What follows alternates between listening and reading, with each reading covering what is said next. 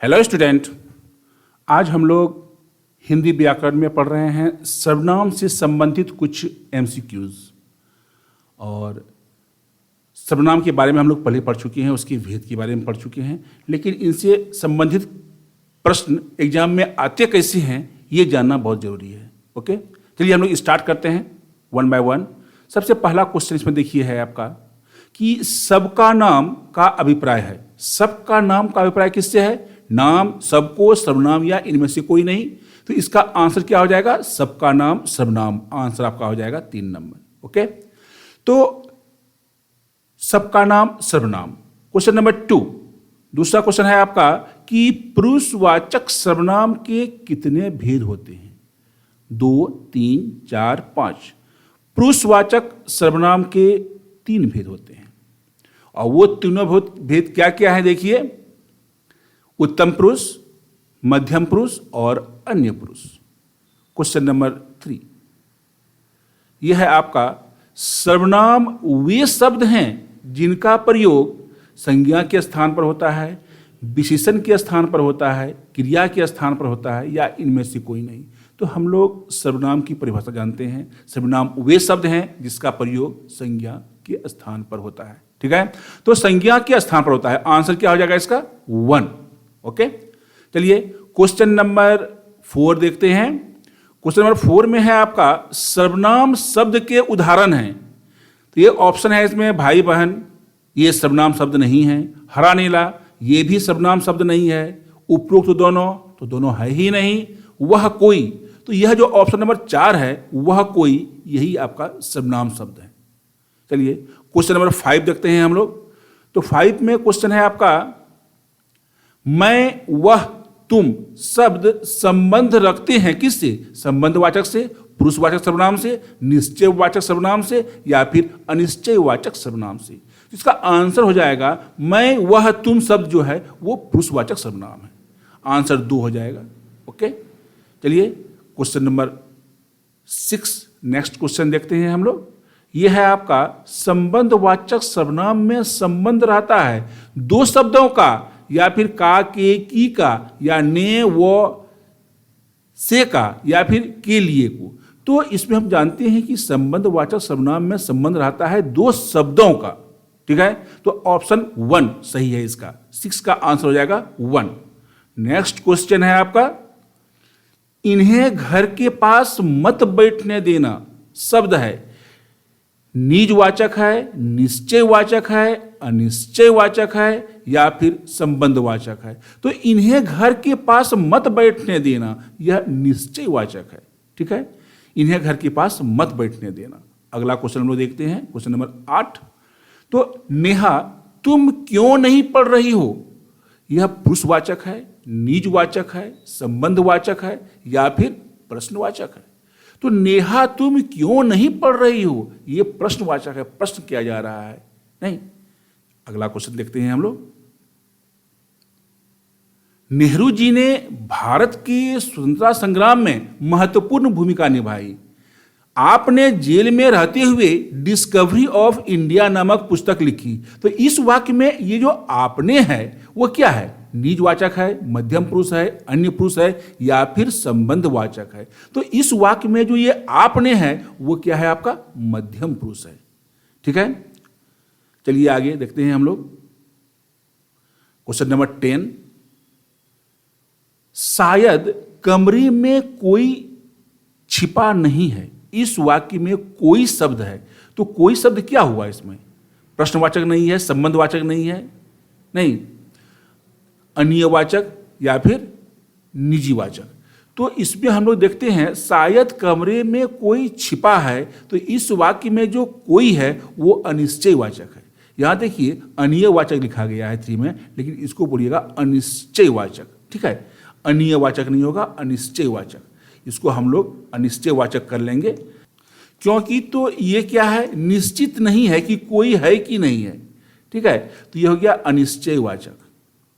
हम जानते हैं कि अगर कोई चीज निश्चित होगा तो वो हो गया निश्चयवाचक हो जाएगा, और निश्चित जो नहीं होगा वो क्या हो जाएगा, अनिश्चयवाचक हो जाएगा। तो इसमें आपका दिया हुआ है शायद कमरे में कोई छिपा है, ये अनिश्चित है, इसलिए आपका हो गया अनिश्चयवाचक सर्वनाम। ठीक है, चलिए अगला क्वेश्चन नंबर 11 हम लोग देखते हैं। मोहन प्रकाश जी हिंदी पढ़ाते हैं, तो इस वाक्य में रिक्त स्थान की पूर्ति अन्य पुरुषवाचक सर्वनाम से वो करना है। तो मोहन जी डैश हिंदी पढ़ाते हैं, तो इसमें आपको क्या करना है, पुरुषवाचक सर्वनाम, अन्य पुरुषवाचक, समझे कि नहीं। तो अन्य पुरुषवाचक में क्या हो जाएगा, अन्य, उन्हें, ठीक है, मुझे नहीं, तुम्हें नहीं, उन्हें, तब ये होगा आपका अन्य पुरुष। ठीक है, अब क्वेश्चन नंबर 12 हम लोग देखते हैं। इसमें तो 12 में दिया हुआ है, निम्नलिखित में से किस विकल्प में सभी सर्वनाम पुरुषवाची हैं।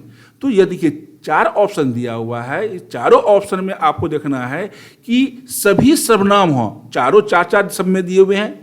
तो हम, तुम, ये, वे, आप, कुछ, जो, यह, जो, कोई, वह, स्वयं, मैं, तुम, आप, किसी। तो यह जो सभी सर्वनाम हैं, तो इसमें कौन सा सर्वनाम है, तो इसमें जो है हम, तुम, ये, वे जो है, ये आपका पुरुषवाची सर्वनाम है। ठीक है, अब अगला क्वेश्चन हम लोग देखते हैं।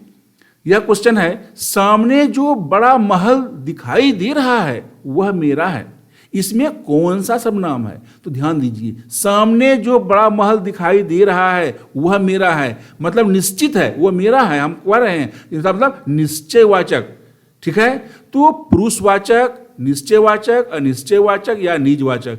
तो इसमें जो हम लोग देखेंगे, सामने जो बड़ा महल दिखाई दे रहा है वह मेरा है, वह हो जाएगा आपका निश्चयवाचक सर्वनाम हो जाएगा।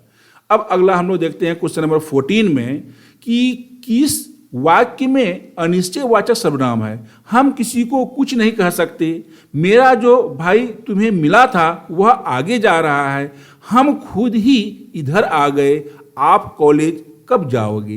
तो इसमें देखिए अनिश्चयवाचक की बात हो रही है, तो हम किसी को कुछ नहीं कह सकते, इसमें पूरा का पूरा देखिए अनिश्चितता को दर्शा रहा है, इसलिए क्या हो गया आपका अनिश्चयवाचक सर्वनाम हो गया। आंसर ऑप्शन 1 हो जाएगा इसका। चलिए अगला क्वेश्चन हम लोग देखते हैं, क्वेश्चन नंबर 15। तो 15 में हम लोग देखते हैं क्या दिया हुआ है, किस वाक्य में संबंधवाचक सर्वनाम है। अयोध्या जाने के लिए किससे कहूं, यह संबंधवाचक सर्वनाम नहीं है। शर्मा जी का घर यह नहीं वह है, यह भी संबंधवाचक सर्वनाम नहीं है। इसी घड़ी को देखो यह बहुत उपयोगी है, यह भी संबंधवाचक नहीं है। तेते पांव पसारिए जेती लंबी सोर, तो ये आपका जो है ये संबंधवाचक सर्वनाम है। ऑप्शन 4 आंसर इसका हो जाएगा। क्वेश्चन नंबर 16 चलिए देखते हैं हम लोग। तो क्वेश्चन नंबर 16 में क्या है, मैं अपना काम स्वयं करता हूं, स्वयं में कौन सा सर्वनाम है। तो एकदम देखिए स्वयं है, संबंधवाचक नहीं है, ये पुरुषवाचक नहीं है, निजवाचक और निश्चयवाचक बच गया। तो निजवाचक निजता को दिखा रहा है, मैं अपना काम स्वयं कर रहा हूं, निज कर रहा हूं, इसीलिए स्वयं जो हो जाएगा वो निजवाचक सर्वनाम हो जाएगा। क्वेश्चन नंबर 17, किसी निश्चित व्यक्ति, वस्तु, घटना या कर्म के लिए प्रयुक्त होने वाले सर्वनाम क्या कहलाते हैं। अब देखिएगा क्या दिया हुआ है, निश्चित व्यक्ति या फिर वस्तु, घटना या कर्म, तो इसके लिए प्रयुक्त होने वाले सर्वनाम क्या होंगे, अनिश्चयवाचक, बिल्कुल नहीं। इसमें क्या हो जाएगा आपका निश्चयवाचक सर्वनाम। पुरुषवाचक तो होगा नहीं, निजीवाचक नहीं, निश्चय काहे तो निश्चित व्यक्ति का बात हो रहा है, वस्तु, घटना की बात हो रही है इसमें, इसीलिए इसमें प्रयुक्त होने वाले सर्वनाम क्या होंगे, निश्चयवाचक सर्वनाम कहलाएंगे वो। अब हम लोग अगला देखते हैं क्वेश्चन नंबर 18। तो क्वेश्चन नंबर 18 में तू सर्वनाम का प्रयोग किस क्रम में नहीं होता है, समीपता, आत्मीयता, अपमान या संबंध बताने। तो इसका क्या आंसर होगा, संबंध बताने में हम लोग तू सर्वनाम का प्रयोग नहीं करते हैं। चलिए अगला देखते हैं हम लोग क्वेश्चन नंबर 19 नंबर, किन किन का नाम सूची में है, प्रश्नवाचक सर्वनाम का भाव किसमें है। तो किन किन है, सूची का नाम, तो प्रश्नवाचक सर्वनाम का जो भाव है वो किसमें है, किन किन में है। 1 नंबर इसका आंसर हो जाएगा, 19 का 1 हो जाएगा। चलिए 20 में हम लोग आते हैं, क्वेश्चन नंबर 20। इसमें है किस क्रम में सर्वनाम का भेद नहीं है। तो इस यहाँ जो क्रम दिया हुआ है इसमें कौन सा जो है वो सर्वनाम का भेद नहीं है। पुरुषवाचक सर्वनाम ये सही है, निजवाचक सर्वनाम ये भी सर्वनाम का भेद है, संबंधवाचक सर्वनाम ये भी है, अस्तित्ववाचक सर्वनाम ये कोई भेद नहीं है। आंसर 4 हो जाएगा। ठीक है, सर्वनाम का भेद ये अस्तित्ववाचक नहीं है। क्वेश्चन नंबर हम लोग 21 देखते हैं। आप तो 21 में हम लोग देखते हैं कि किस क्रम में निजीवाचक सर्वनाम नहीं है। वह अपने आप ही विद्यालय गया, इसमें निजीवाचक है। मैं अपना काम स्वयं करता हूं, यह भी निजीवाचक सर्वनाम है। किन किन का नाम सूची में नहीं आया, इसमें निजता का बोध नहीं हो रहा है, इसलिए यह निजीवाचक सर्वनाम नहीं है। वह स्वतः समझ गया, इसमें वह अपने आप समझ गया, इसमें भी निजवाचक है। तो ऑप्शन 3 किन किन का नाम सूची में नहीं आया, ये जो है वो निजवाचक सर्वनाम नहीं है। ठीक है, अब क्वेश्चन नंबर 22 देखते हैं हम लोग। इसमें दिया हुआ है उसे क्या पता जिससे कभी कोई कष्ट न हुआ हो। तो ये क्या कौन सा सर्वनाम है इसमें? संबंधवाचक, निजवाचक, प्रश्नवाचक या फिर अनिश्चयवाचक। आंसर हो जाएगा इसमें संबंधवाचक। ठीक है, उसे क्या पता जिससे कभी कोई कष्ट न हुआ हो, यह है संबंधवाचक सर्वनाम। क्वेश्चन नंबर ये ऑप्शन नंबर 1। अब हम लोग नेक्स्ट क्वेश्चन देखते हैं 23। इसमें है किस क्रम में निश्चयवाचक सर्वनाम का सही उदाहरण है। तो यहां 4 ऑप्शन दिए हुए हैं, 3 गलत हैं और 1 सही है। तो किस क्रम में निश्चयवाचक सर्वनाम का सही उदाहरण है? पहला है अरे नालायक तू इधर क्या कर रहा है। दूसरा आपका है इस पुस्तक को देखो यह कितनी उपयोगी है।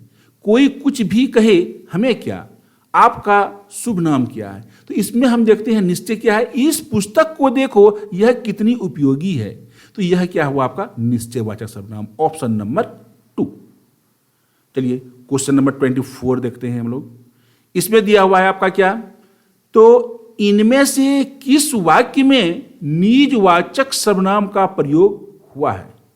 तो इसमें से निजवाचक सर्वनाम का जो प्रयोग हुआ है वो किस में हुआ है? वह आप खा लेता है, आप क्या क्या खाते हैं, आजकल आप कहाँ रहते हैं, इनमें से कोई नहीं। तो जो निजवाचक है वह अपने आप खा लेता है, तो इसमें निजता का बोध हो रहा है, इसलिए ऑप्शन 1 इसका आंसर हो जाएगा। और हम अंतिम क्वेश्चन देख रहे हैं, 25 नंबर देख रहे हैं अब।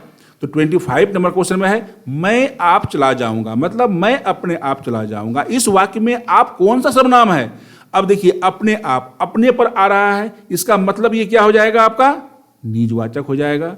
तो मैं अपने आप चला जाऊंगा या मैं आप चला जाऊंगा, तो इस वाक्य में आप जो है वो क्या है निजवाचक सर्वनाम है। ओके, तो ये 25 क्वेश्चंस हैं और बहुत ही इंपॉर्टेंट हैं, इसे आप लोग समझिए। और नेक्स्ट पार्ट में फिर हम 25 क्वेश्चंस इसमें और देंगे, जो कि लगभग आपका जितना भी MCQs होते हैं सर्वनाम में जो एग्जाम में आने वाले होते हैं लगभग सबों को हम लोग कवर कर लेंगे। Okay, thank you.